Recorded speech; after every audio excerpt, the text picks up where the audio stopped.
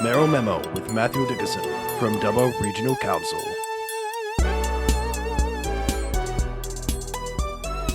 Now, what does the future hold for regional aviation? Well, according to the federal government's Aviation White Paper, which was released today, it involves, amongst other things, the Productivity Commission investigating why regional airfares are so expensive as compared to city-to-city airfares, and also how to maintain appropriate levels of regional air connectivity and do that at acceptable prices. Have you got an idea to share? Perhaps you disagree. Maybe things are fine in your part of the regional airspace. 1300 560 222 is the phone number. On the text, Andrew Rex reckons that Esperance people find money on true in Melbourne than Perth to Esperance. So this is what the Productivity Commission is set to investigate. Why is it the case that those shorter regional runs are more expensive than those longer interstate ones? David Basso says regional airlines are like restaurants. They charge too much and they're empty. Americans use planes like buses, $90 city to city. The text line 0448 922 604. Now, the white paper also suggested some broad reforms in aviation that centre around the rights of the customer. Here is the Transport Minister, Catherine King. The government is establishing an independent ombudsman scheme and a charter of customer rights outlining the fair and appropriate treatment of customers and what airlines must do in the event flights are cancelled or delayed. It will also deliver a fairer deal for travellers who have a disability, creating new aviation-specific disability standards and reviewing industry compliance with those new standards, as well as requiring airlines and airports to coordinate their actions assisting people with a disability over their passenger journey. Federal Transport Minister Catherine King there. Let's find out now what's in it for the regions. Matthew Dickinson is a board member of Regional Capitals Australia, which is a group made up of regional and local governments. He's the mayor in Dubbo. Matthew, hello to you. Yeah, g'day, Andrew, and I assume you were playing Spirit in the Sky just for this segment coming up. I'm glad you noticed. Thank you. Now, so let's start with the Productivity Commission. So they're going to look into why regional airfares are comparatively high. What can they do? What can they suggest? What are the levers available, do you think, Matthew? Well, there's a basic problem that they have there, I think, when you look at regional airfares being higher, is just simply based on numbers. When you've got larger aircraft flying more often, then you get some economies of scale. So you're always going to find cheaper air flights between Sydney and Melbourne, for example, than some of the regional routes. So that's a basic problem you've got. But one of the things they can do without subsidising airlines, and I'm not sure the general public would be happy with the federal government handing money over to airlines. I don't think it was that popular during COVID, for example. But regional airports across the nation, about 200 of the regional airports are owned by local government.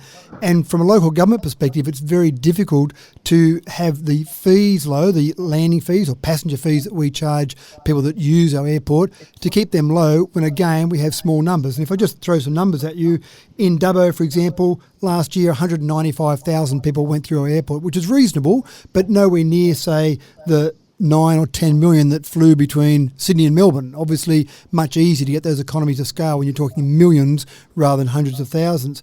One of the things that's difficult for us as a regional council is to keep those fees low. So we charge $19.45 per passenger, for example, plus security screening fees on top of that. So it means that each passenger that flies, about $26 of that ticket price goes straight to Dubbo Regional Council for us to maintain the airport. I think one way that certainly we could address some of the high airfares would be for federal government to help some of the airports, some of those local governments that own regional airports, and reduce those fees so that effectively we would charge less to the airlines, which obviously would mean less would be passed on to the paying passengers. So other than reducing those fees, you're not a fan of handing money over to the airlines themselves. Are there any other mechanisms, do you think? Well, I think competition is important, and we've seen obviously with RECs in voluntary administration at the moment, that puts some shivers through the spines of people across the nation, because RECs do a good job servicing regional airports. If that's gone, then a lot of airports would either have no airline or a monopoly. And as much as people say we'll keep an eye on airfares, we'll try and keep them low, you can become just a little bit complacent if you've got a monopoly and suddenly prices go up. So making sure we've got regional airlines that are viable, I think, is another way to do it. And that's sort of a direct process from the federal government to hand money over, but working out ways to keep regional airlines viable will keep at least competition, which should keep a bit of a lid on those prices. Now, in the white paper, which was released today, they put forth some interesting numbers looking at regional flights from decades ago versus today. And written is, despite growth in passenger movements and in overall capacity, there has been a decrease in the number of regional aerodromes served. So it's gone down from 278 back in 1984 to 142 in 2021. So that's pretty much halved. And then between 1989 and 2021, the number of regional air routes fell from 458 to 291. So that's big drop-offs in the last 30 to 40 years. Population's increased at the same time. Why is this the case? Well, there's a couple of reasons for that. One, you're going to think is a bit silly, but it actually is a real reason, and that's the fact that our road infrastructure has improved. So some flights that used to be viable flights in the past, once we got better roads, some of those air routes, for example, would be not really valid anymore. And I've got this wonderful poster in our airport in Dubbo that shows one of the very first routes started, and I'm going back to the 1930s now, that was Dubbo to Narromine. Now, Narromine is 35 kilometres away from Dubbo, and there was an air route. No one would think now today of getting in a plane and flying a 35-kilometre hop, but back then the road was so terrible between Dubbo and Narromine, it was a viable air route. So that's one reason that routes have reduced in number. But the main reason when you start comparing over the last few decades is really about the regulatory overhead, which increases prices quite dramatically, and just the cost of flying in general. So we know that back in the 60s and 70s, gasoline, fuel, jet fuel, etc., were all much cheaper on a inflationary basis than they are now. So it was much cheaper to fly for the airlines, and then we didn't have some of the things that we've got now. So I'm not arguing against security screening, but security screening adds costs to an airport, which adds costs to the passengers.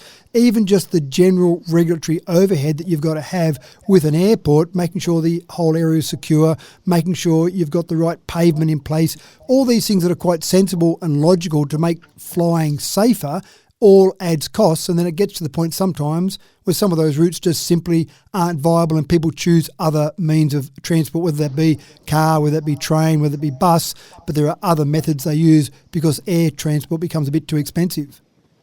We'll leave it there. Thanks for coming on, Matthew. All the best. Always my pleasure, Andrew. Thank you.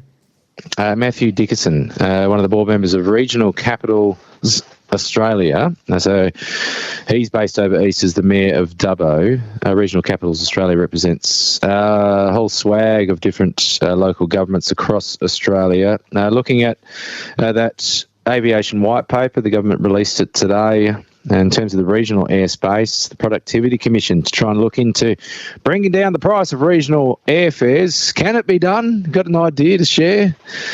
This from Noel. Andrew, maybe the government will extend metro to regional towns. Lots of jobs in it fits their criteria. Or maybe mule trains because it's regional, not many votes. Heck, they still haven't approved the hospital bed availability to reasonable standards, writes Noel.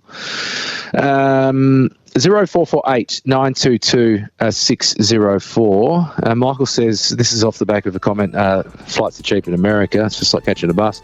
I wish we could be like America, but we would need another 7 planets, writes Michael.